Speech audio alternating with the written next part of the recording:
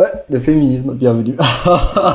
Putain, elle est forte. Voudrait aborder dans un bar. En plus de ça, un mec n'ose même plus aborder une fille, puisque celle-ci pourra traiter son prétendant de macho, ou se vexer qu'il ose aller la draguer, et donc qu'il la prend pour une fille facile. Bref, la dictature de la compassion, c'est aussi un monde où la séduction doit être sans risque et prévisible, et donc impossible. C'est un monde où il ne faut pas discuter avec les idées nauséabondes de la droite, parce que vous risquez de contaminer les consciences des citoyens et de zémouriser les esprits. C'est le monde où lutte sociale, c'est de danser en manif.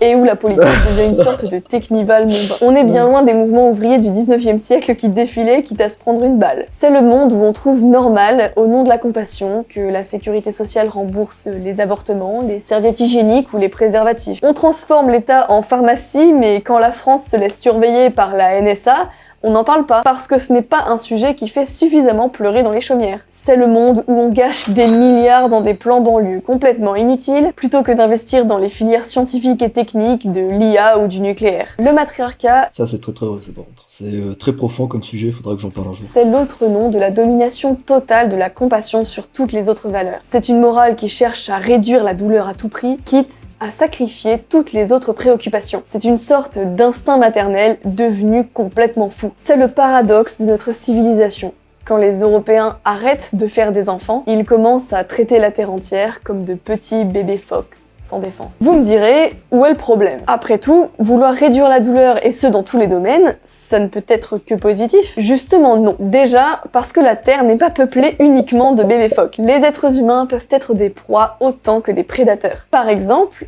Ouais, en fait, le problème, c'est qu'on est arrivé à un stade où on est tellement à l'aise au niveau de la société que on se permet en fait de se redéfinir par rapport à nos idées de pensée, ce qui est complètement faux. Et c'est exactement le point qu'elle souligne. Le point qu'elle souligne, c'est que le fait d'éviter cette douleur, ça peut être négatif, et c'est extrêmement vrai. En fait, il faut comprendre que on reste des animaux, malgré qu'on est arrivé à un point de technologique où on est complètement confortable.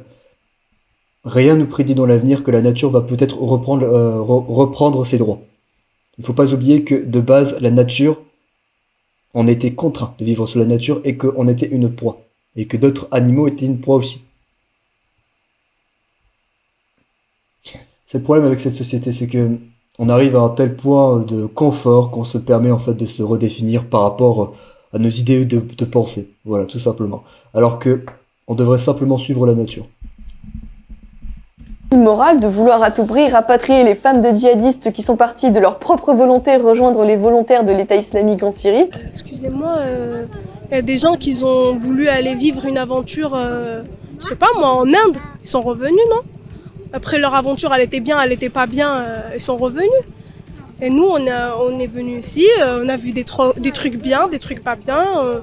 Voilà. Pour la morale matriarcale, il s'agit de réduire leurs souffrances, sous prétexte qu'elles sont faibles et manipulées par la méchante société colonisatrice, ce qui est évidemment complètement faux. Pourquoi est-ce que la France devrait faire preuve de générosité et de care face à des gens qui ont activement recherché à détruire notre civilisation et à aider les mêmes qui ont organisé le massacre de 130 Français au Bataclan? On a fait une aventure, c'était pas top, on veut revenir, c'est tout. Vous savez, c'est comme ce truc que tous les gens de ma génération ont déjà entendu quand ils étaient enfants. Quand on se faisait harceler par une brute de la cour de récré, on vous donnait toujours le même conseil. Laisse-le. Ce que la brute recherche, c'est de l'attention, donc si tu ne réagis pas, il va se lasser. Je suis sûre que vous aussi, vous avez déjà entendu ce conseil stupide. Si vous vous faites harceler dans la rue, ou même dans une école, mettez un gros pain. J'en ai rien à foutre. Qui que vous soyez, mettez un gros pain dans la bouche, je peux vous assurer qu'elle ne reviendra plus jamais. Ouais, vous allez avoir peur, mais mettez un gros pain, et j'en ai rien à faire. Et ce pourquoi on va vous punir, c'est pas parce que vous avez mis un gros pain à une brute, on va vous punir parce que quelqu'un vous a vu mettre un gros pain à cette brute, d'accord? Mais il y a un moment donné, la violence, la discussion a ses limites. Honnêtement, la discussion a ses limites. Les personnes qui harcèlent, les personnes qui agressent, à un moment donné, il faut être parfaitement honnête. À un moment donné, vous pensez réellement que c'est en continuant de discuter avec elles qu'elles vont dire « Ah tiens, vous avez... » Non, non, non. Si vous vous faites harceler, mettez un gros pas, je peux vous assurer que la personne ne reviendra plus jamais vous faire chier. Et dans combien de cas ce conseil fonctionne? 0% évidemment. Éventuellement, on vous dira d'aller vous plaindre à la maîtresse, ce qui vous colle une réputation d'enfant faible qui va pleurer pour qu'on le protège. C'est peut-être encore pire. Non, la bonne réponse à apporter quand un gamin se fait harceler, c'est de lui apprendre à se défendre du... Voilà, merci, c'est ce que j'allais dire. J'espérais qu'elle n'allait pas partir sur un autre sujet, mais... Quelqu'un t'agresse, quelqu'un te fait chier, quelqu'un te marche dessus, enfin... S'il se passe quoi que ça, il faut apprendre à se défendre. C'est pour ça que les sports de combat sont extrêmement importants. Ouais. Façon ou d'une autre. Alors oui, il est possible que cherchant à se défendre face à une brute, le gamin se prenne une rouste. Mais ce qui est sûr, c'est que la seule méthode qui fonctionne pour calmer une brute, c'est de lui montrer qu'il n'est pas le plus fort. Mais ça, c'est impensable dans... Mais en fait, c'est même pas lui montrer que c'est pas le plus fort. Si tu montres en face que tu te laisses pas faire, que tu te laisses pas marcher dessus, que quoi qu'il arrive, que tu vas lui remettre sa patate, je peux t'assurer qu'il ne va plus jamais revenir. Et plus jamais. Ça, je peux te l'assurer que s'il voit qu'à côté tu sais te défendre, que s'il voit que, enfin même pas que tu saches te défendre, que tu es là, que tu essayes principalement à ne pas te laisser marcher dessus, je peux t'assurer que le mec ne va plus jamais revenir. Parce qu'il va éviter toute confrontation avec toi. La société actuelle. L'obsession de la gentillesse pose aussi un autre problème majeur. C'est la destruction de la liberté. Par exemple, pour ces déclarations... La question en fait que vous posez, Dora Muto, c'est est-ce que une femme, c'est forcément biologique ou est-ce que ça peut être un ressenti? Oh, ah, c'est elle. Ok, ouais, j'ai déjà entendu sur... Dans quelle vidéo j'ai déjà entendu dans une vidéo des mal baisés. Bon, c'est complètement faux. En fait, c'est ça. En fait, on est arrivé à un tel niveau de confort qu'on se permet principalement de se dire ok, je suis arrivé à un tel niveau de confort. C'est bizarre. En fait, je me sens pas trop féminin. J'aime bien conquérir. Je sais pas, j'aime beaucoup de choses. Je pense que je suis un homme. Voilà, je suis un homme. Mais du coup, j'ai un sexe féminin, je pense comme un homme, du coup, je suis un homme. On est arrivé à un niveau de confort qu'on se permet de se redéfinir notre genre par rapport simplement à de la pensée. Et c'est complètement faux. Oh, la jeune féministe qui refuse de se prosterner devant la religion du pénis féminin a été... Oula, qu'est-ce qu'elle a écrit? Oh, la jeune féministe qui refuse de se prosterner devant la religion du... Je suis lesbienne, j'aime les pénis et les vulves. Ouh, punaise. Les femmes avec un pénis, ça existe. Les femmes intersexes, ça existe. Les femmes à vulve, ça existe. Du coup, les femmes avec un pénis, ça n'existe pas, non? Parce qu'une femme avec un pénis, c'est un homme. Du coup. Ta parole dite dissidente. Pénis féminin a été poursuivi en justice par des associations trans. Pour ne pas heurter la sensibilité d'un homme déguisé en femme, on est prêt à envoyer une vraie femme devant un tribunal parce qu'elle tient un discours qui était considéré comme normal depuis les débuts de l'humanité jusqu'à il y a 10 ans. Et c'est la même chose pour l'antiracisme, la lutte contre l'homophobie ou je ne sais quelle obsession du moment. On réduit la liberté de tous pour éviter de froisser les sentiments de quelques-uns. Ah oui, ok, celle-là je l'avais déjà vu aussi. C'est une femme qui crie parce que le mec en face, je pense, avait marché ou avait dit un truc sur LGBT et elle crie et c'est sa seule façon de se protéger. En fait, s'il n'y a même pas d'argument, même pas une essayant de discussion, c'est elle crie, tout simplement. Qui sait, peut-être elle se prend pour un oiseau. La théorie des fondements moraux de Jonathan Haidt est un outil formidable pour comprendre la psychologie des gens ou d'une société. La prochaine fois que vous voyez une publicité, making the same old excuses.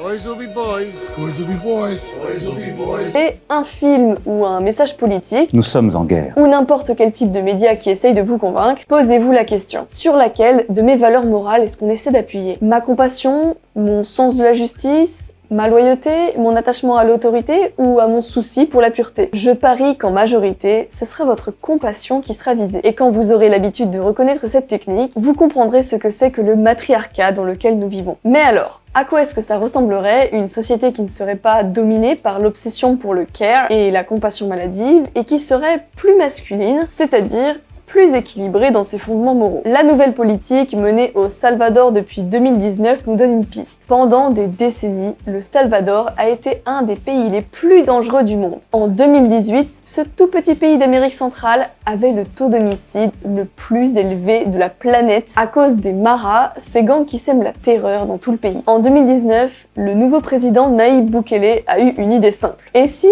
au lieu de faire des programmes sociaux inutiles et de la prévention qui ne servent à rien, est-ce qu'on mettrait pas les criminels en prison? Autant vous dire qu'une telle idée, ça ferait mauvais genre en France. Sa politique a eu des effets immédiat. Aujourd'hui, le taux d'homicide est de 7,8 pour 100 000 habitants, soit Tu une m'étonnes. réduction Tu de m'étonnes. 85% en 4 ans. Le taux de popularité du président est de 90% et a priori, il se fera réélire sans trop d'encombre. Ça, c'est un exemple de politique non matriarcale. Le président du Salvador a compris une vérité très simple qui a été oubliée en Occident. Les criminels qui appartiennent à des gangs ne sont pas des bébés phoques. Ils sont prêts à sacrifier la vie des autres pour quelques dollars. Alors, ils ne méritent aucune compassion. Plutôt que de se soucier du sort des criminels pour les laisser mettre le pays à feu et à sang, on les écrase avec une main de fer. Et surprise, ça marche. Résultat, les Salvadoriens réapprennent à profiter de leur quartier. Ils peuvent de nouveau sortir le soir sans se faire massacrer et les filles ne se font plus kidnapper pour être revendues à des réseaux de prostitution forcée. C'est ça la vraie liberté. C'est la capacité de dire non à ceux qui sèment la terreur. Petite pause, je vous rappelle que vous pouvez retrouver tout le catalogue de Terre de France sur leur site dont Que du coup, ça on s'en fiche.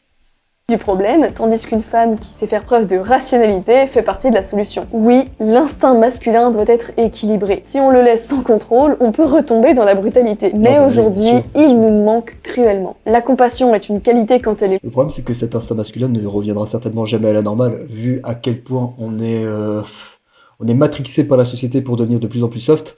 Cet instinct masculin ne reviendra certainement jamais à la normale. modérée, sinon elle devient paralysante. Et pas seulement sur la question de l'insécurité, mais ce dans tous les domaines. En politique, dans les arts ou dans les relations du quotidien, il faut que les Européens réapprennent la vertu qui consiste à dire non et à prendre des mesures fermes. Pas seulement dans l'intérêt des hommes d'ailleurs, mais aussi celui des femmes. Vous vous souvenez des agressions sexuelles à Cologne en 2016 ? Les féministes et la gauche disent que c'est la conséquence du patriarcat qui traite les femmes comme des proies. Mais justement non. Ça, c'est une conséquence du matriarcat soft qui laisse agir des prédateurs par compassion, quitte à sacrifier des femmes. Cologne, c'est la preuve qu'il existe une complicité objective entre le matriarcat de l'Occident actuel et le patriarcat barbare de populations qu'on importe par millions. En régime patriarcal européen, on n'aurait jamais laissé rentrer des... C'est un peu tiré par les cheveux, mais c'est possible. C'est totalement possible. C'est effectivement possible. C'est une théorie intéressante, mais c'est un peu tiré par les cheveux. Milliers de clandestins qui pour certains ont un passé violent. Ces femmes auraient été protégées et dès la première agression, on aurait commencé à renvoyer chez eux les clandestins qui sont surreprésentés dans les agressions et dans les viols. Car c'est aussi comme ça qu'on protège la liberté des plus faibles. En combattant les tyrans du quotidien et pas en les traitant comme des bébés phoques tout mignons. À une époque, c'est ce qu'on appellerait la chevalerie. Il est peut-être plus que temps de laisser les hommes redécouvrir cette vertu pour l'exprimer, plutôt que de continuer à regarder les dégâts. Moi, j'irais même plus loin. Je pense que ça serait la meilleure façon, en fait, pour demander aux hommes de réapprendre normalement, ceux qui doivent être faits physiologiquement. Mais bon, est-ce que la société permettra réellement ça? Est-ce que, d'une façon générale, les féministes, les LGBT voudront réellement ça? Non, parce que le seul ennemi en commun de tous les LGBT, des féministes et de la société, ce sont les hommes. Enfin, c'est même pas les hommes, c'est la masculinité, vu que maintenant, la masculinité est considérée comme toxique, alors que c'est faux. Sans la masculinité, cette société n'aurait jamais été construite. Mais très peu de personnes veulent l'entendre, ça, et c'est dommage. Bien, c'était très intéressant. Pourquoi la morale féminine détruit la société? J'ai été intéressé par Thaïs, bon, voilà. Très intéressant.